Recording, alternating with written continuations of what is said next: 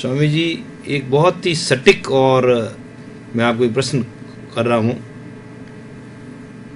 जैन धर्म में मान्यता है कि कर्म का बंधन चारों गति में, नरक गति, तिरंस गति, मनुष्य गति और देव गति, चारों गतियों में कर्म का बंधन प्राणी कर सकता है।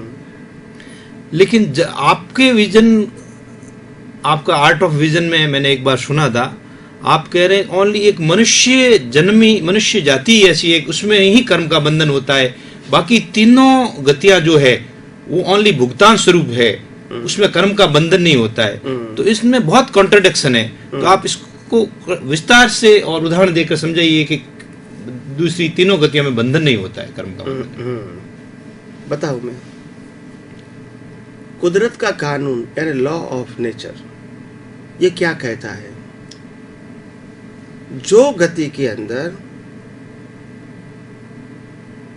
कर्म बांधने की स्वतंत्रता दिया है, उसी गति के अंदर सभी कर्मों को छोड़ के मोक्ष जाने की भी वहां कुदरत ने हमको शक्ति दिया है।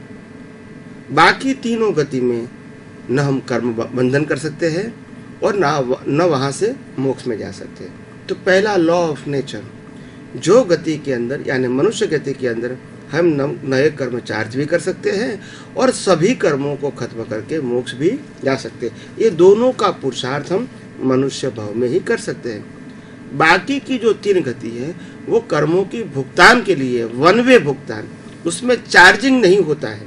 क्या नहीं होता है? चार्जिंग नहीं होता है।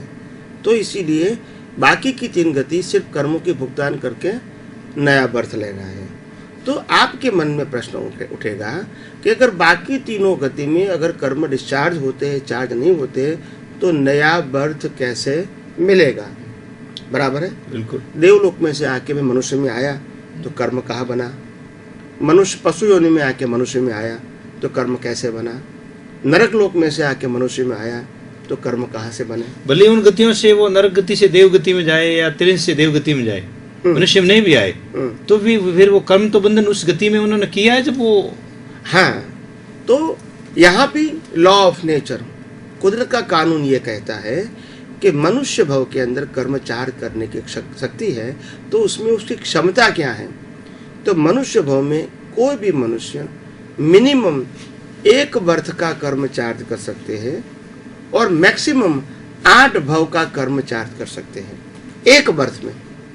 तो अगर मैंने 1 बर्थ का कर्म चार्ज किया है तो मैं नेक्स्ट बर्थ में मनुष्य बनूंगा, और अगर 5 भव का किया है तो मेरा 5वां भव मनुष्य ही रहेगा, और अगर 8 भव का किया है मैक्सिमम तो 8वां भव क्या रहेगा? मनुष्य का रहेगा। यानी चार्जिंग तो मनुष्य भव में ही होता है। तो स्वामी जी, आपका कहना का मतलब है कि मनुष्य जन्म में जो कर्म का बंधन किए हैं 1 भव का या मैक्सिमम 8 भव का कर सकते हैं, जाकर वापस वो उसी मनुष्य जन्म में आ सकते हैं। जंक्शन पॉइंट है क्या वो? जी, जंक्शन पॉइंट है। ये सेंट्रल जंक्शन स्टेशन है। यहाँ से हम चारों गति में भी भटक सकते हैं और मोक्ष में भी जा सकते हैं। ये सेंट्रल स्टेशन है, चारों गति में भी जा सकते हैं और मोक्ष में भी जा सकते हैं।